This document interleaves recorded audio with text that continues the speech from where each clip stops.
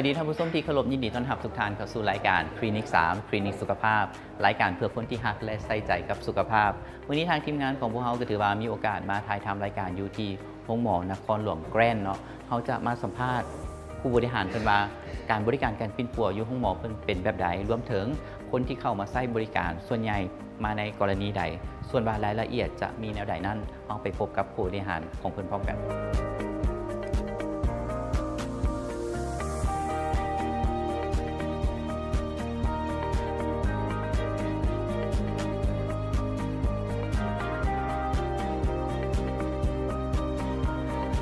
ท่านผู้ชมเข้าร่วมสนทนาในรายการมื้อนี้แล้วก็จะให้ข้อมูลเกี่ยวกับการบริการและการปิ้นปัวของห้องหมอนครหลวงแกรนด์ก็แม่นท่านดร.ดาวรเทพสุวรรณประธานห้องหมอนครหลวงแกรนด์นั่นเองเจ้าสบายดีท่านหมอเจ้าสบายดีจ้ะก่อนจะไปว่าเรื่องการบริการการปิ้นปัวต่างๆอยากถามเกี่ยวกับห้องหมอของพวกเราเปิดให้บริการมาดนปานใดแล้วห้องหมอของพวกเขานี่เนาะเป็นห้องหมอครอบครัวเขาว่าได้เนาะ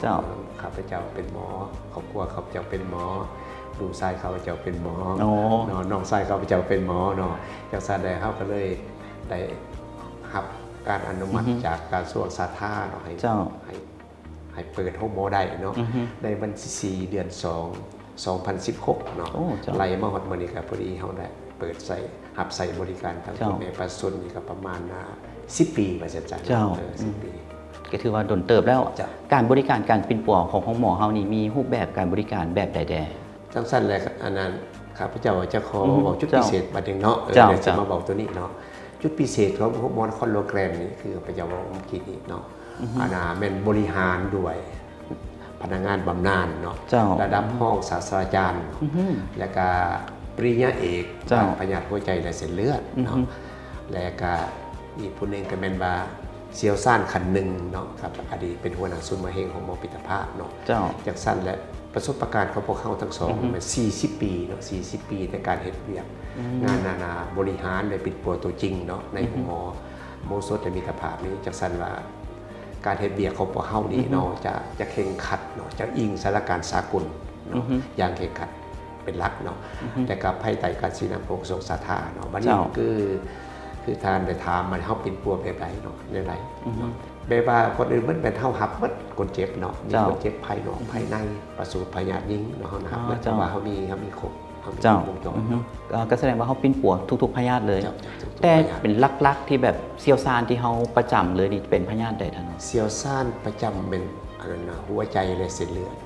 หัวใจและเส้นเลือดเนาะตัวนี้เป็นลักๆแล้วก็เบาหวานประดุมตัวนี้ผลมานำกันพวกนี้ในกลุ่มของพยาธิ NCD พวกนั้นจะเป็นลักเป็นหมดตัวนี้คือท่านหมอว่าครอบครัวนี่ก็เป็นหมอนำกันหมดเนาะก็มีสาขาใดๆในครอบครัวเลย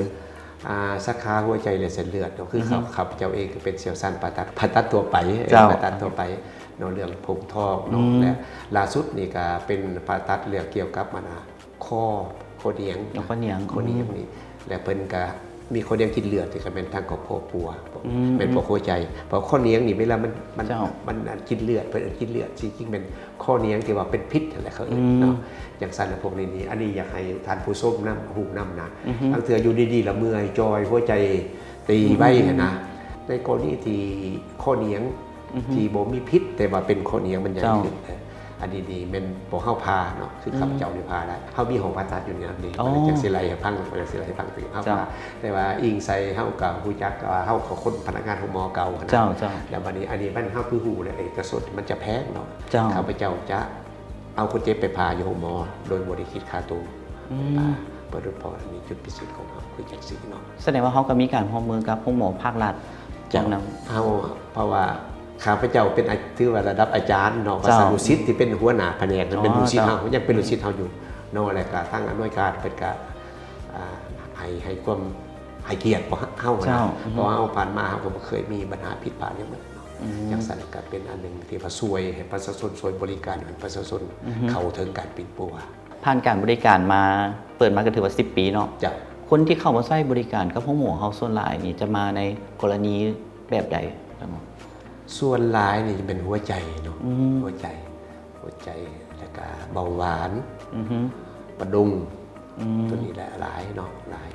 แล้วก็บัดนี้ในเมื่อว่าเขามี ท่านหมอพยายามยิงอยู่นี่ เจ้า เขาก็มีพยายามยิงอีก อืม แล้วก็มีฝากทองอีกเนาะ อ๋อเจ้า พวกประดงคันก็มีอยู่นี่เนาะ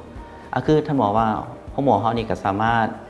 ปิ่นป่วยได้หลายพยาธิเนาะและการห้องหับคนเจ็บที่เข้ามาใช้บริการเดี๋ยวท่านหมอเขาสามารถห้องหับได้หลายหน่วยปานใดในแต่ละมือหรือว่าห้องนอนจะเสียนะ กวดเขตนอกเนาะเขาเอิ้น เจ้า OPD เห็นกวดเขตนอกในมือหนึงก็สิประมาณ50ลงมา50ลงมาแต่ว่าตัวจริงมันก็บ่ฮอดดอกแต่ว่า เจ้า เขาสามารถรับได้ฮอด50เนาะเตียงนอนเนะครับประมาณ10ไป11ครับมีห้องนอนแบบธรรมดาแบบ VIP เนาะแล้วก็มีทันหมอคันเป็นคนเจ็บนอนเพราะเขามีทันหมอและพยาบาล อ๋อ ป เจ้า ระจำ24ชั่วโมงจ้ะ คนเจ็บที่เข้ามาใช้บริการกับเขาก็มีจำนวนหลายเนาะแล้วคนเจ็บประจำที่แบบปิ่นป่วยกับเขาดี ป เด้ ระจำอันนี้คำ เขาได้เก็บสถิติมาอย่างไร คำถาม นั่น ที่ นะ มีครบเนาะอันนี้ที่เว้ามานี่ก็จักสิให้อธิบายมันยาวนานเนาะมันยาวนานโอ้หลายพัน เพราะว่าเราขอโทษเนาะแต่ก่อนพอเขาเป็นคลินิกอยู่ปีไซพุ่นเนาะหลังจากเขามาเปิดอยู่ใน10 ปีเขาพัฒนามากเนาะแต่สมัยยังหันพุ่นแหละยังขี่รถจักรมาได้เนาะ เจ้า จนขี่รถใหญ่จนติดเตียงเนาะอยู่นำพวกเขาเพราะว่าพวกเขาให้ยาเขาให้ยานี่เพราะว่าเขาให้ยาแบบอันนะเป่าไม้หรือนะ เจ้า เขายาเป่าไม้เขาบ่ได้แบบว่าให้ยาถุงบักใหญ่เพื่อสิคิดไหลเงินบ่แม่น เจ้า เนาะคือตัวอย่างมีผู้หนึงมาเนี่ยป้าเอายาประมาณเดือนหนึงเนี่ยเดือนหนึงก็ตกอยู่ประมาณ200,000 300,000ไปเพราะเขาให้ยาเล็กน้อยเพราะว่า เจ้า ของหัวใจเดือดเลือดมันบ่ได้เป็นกินยาบ่จะเป็นวิตามินอย่างนี้เขาไปว่ายาสลับเฮ็ดไว้หัวใจตีแห้งบอกเฮ็ดไว้หัวใจปั๊มแห้งบอกเฮ็ดให้ความดันลงจังซั่นมันก็บ่มีหยังแล้วก็แนะนำคนเจ็บแน่นะ เจ้า จังซั่นแล้วเขาก็นิยมตัวนี้แหละพวกเขาก็ดีใจที่ว่าได้เฮ็ดได้บ่มีความโลภนะถึงครอบครัวพวกเขาจะร่วมกันอยู่ตลอดเนาะเพราะว่าเฮาก็มาจากภาครัฐ เจ้า เขาบอกเป็นนักธุรกิจคือขับเจ้าออกมาแหละก็เลยบ่มีความคิดในทางนี้ เรื่องการให้วัคซีนเนี่ยพอเข้าไปเบิ่งในเพจของหมอก็เห็นว่ามีการให้บริการวัคซีนหลายๆตัวที่อยากให้ท่านหมออธิบายตัวนี้ได้ ตัววัคซีนนี้เป็นไวรัสเนาะมันจะมาตามฤดูกาลตัวอย่างว่าเฮาอนานาไข้หวัดใหญ่เห็น เจ้า เห็นบ่เฮาต้องได้ใส่และได้กันไว้พวกเฮามีเนาะแล้วก็ต้านไวรัส B บวกอันเนาะ ไวรัสตับบี้เนาะตัวนี้ ไวรัสตับบี้เพิ่นไวรัสตับบี้อันนี้เฮากันไว้ได้เนาะกันไว้ได้แต่ก่อนนี่ยากเลยเดี๋ยวนี้ไผมีแล้ว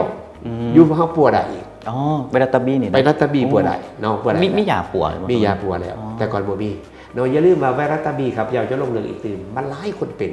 เพราะว่ามันติดกันนี่ติดกันทางเลือดเนาะ ติดกันโดยดุล พวกสารคัดหลั่งต่างๆ คัดหลังต่างๆสัมพันธ์ต่อผู้หญิงเด็กผู้หญิงน้อยเด็กน้อยบ่หรือผู้หญิงใหญ่หันเขาก็ซักอันตานพวก HPV มะเร็ง อันนั้น ต่างๆ มะเร็ง ไม่ ปาก ปาก ม ม ด ดลู ลูก ก เจ้า โอเค ปากมดลูกนี่เขาก็มีไห้เนาะ เจ้า แล้วก็วัคซีนอื่นๆนั่นแหละ นอกจากการปิ่นปัวอยู่ภายในห้องหมอเขานี่มีการร่วมมือกับบรรดาบริษัทบ่เกี่ยวกับการตรวจสุขภาพให้พนักงานเดี๋ยวเสียครับเนาะ เนาะอันนี้ก็แบนเนาะอันนี้พวกเขามีหัวมือกับบริษัทเนาะเพราะว่าเวลาเพิ่นโทรมาเพิ่นนัดมาเนาะเขาก็เป็นเพราะว่าเขามีทีมงานที่ว่ารับผิดชอบภายในผู้หมอและนอกผู้หมอตัวอย่างว่าเพิ่นมีกิจกรรมต่างๆนะเป็นเพราะเขามีแพทย์ประจำให้ประจำกิจกรรมเนาะหรือว่าพวกจากโรงงานคือทางกระทรวงการทางมานี่นะเพิ่นมีนโยบายกวดสุขภาพให้พนักงานพวกเขาก็ไปกวดให้แล้วแต่เพิ่นพอ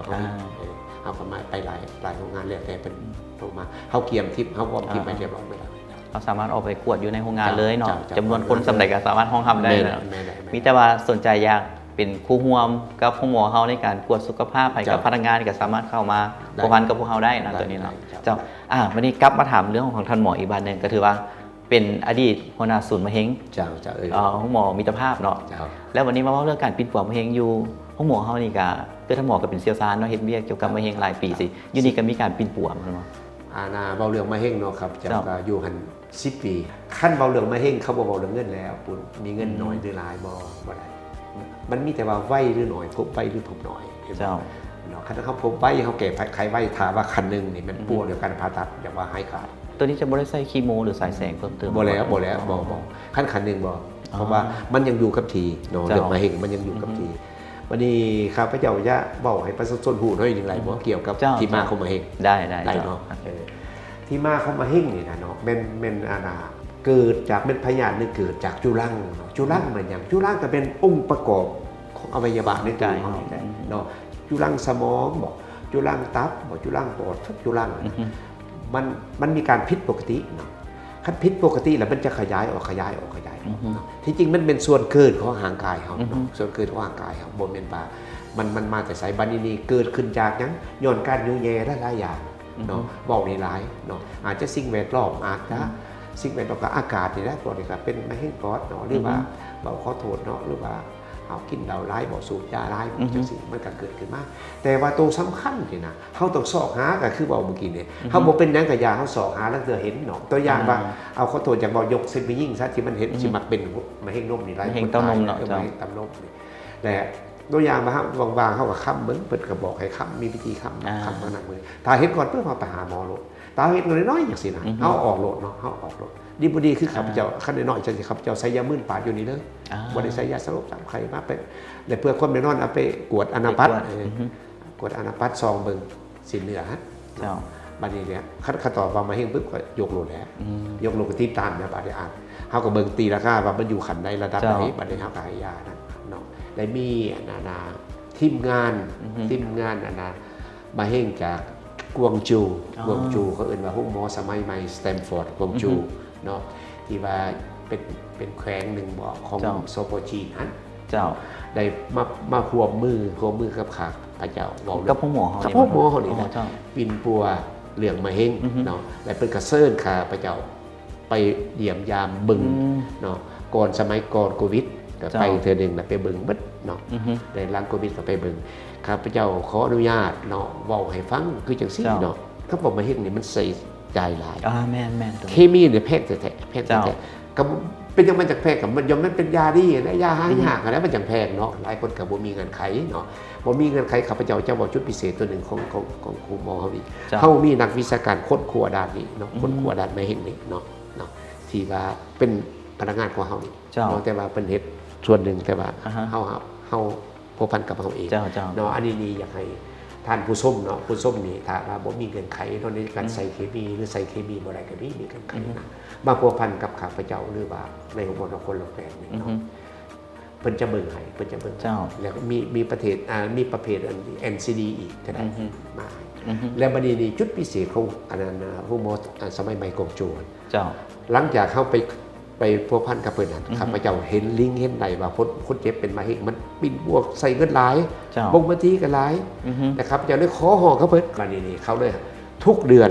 เขาจะส่งเซียวซ่านแล้วอันเกี่ยวก็มาเฮงมาห้องหมอนครโรงแรมมาประจำมือหนึ่งทุกเดือนมาเท่านึงเนาะแล้วคนเจ็บอยู่ทางบ้านหันหรือว่าพี่น้องเจ็บหรือว่าสงสัยเป็นมาได้คือเขาจะพูดได้แล้วว่าท่านหมอจะมาประจำในระยะเนี่ยเขาจะมีบอกในเพจเขาสิบอกในเฟซหรือว่าเขาพัฒนากับยาเนาะมาพัวพันติดต่อเขาไว้เอาเบอร์โทรศัพท์ให้เบอร์โทรศัพท์ให้มาปุ๊บเขาก็เอิ้นโหลดเขามากดอยู่นี่เนาะมือเช้ามือแรกอย่าลืมเด้อแล้วคนว่าคนจีนมันสิจะได้ข้าพเจ้าไปแล้วเนาะเขามีลามมีในภาษาคือไม่กวดอยู่นี่คือกันเขามีลามไม่